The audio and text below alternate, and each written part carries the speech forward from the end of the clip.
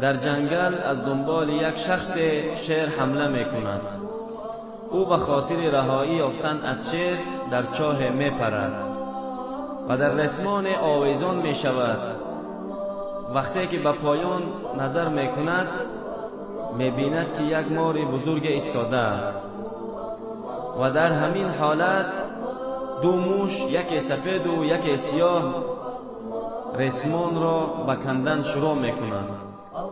ناگهان به چشمش خانه زنبور عسل نمایان می شود و او انگشتش را به عسل زده به دهانش می گذارد و از شیرینی عسل شیر و مار و موشها را فراموش می کند و او فراموش می کند که به هر حال او به پایان افتادنی است.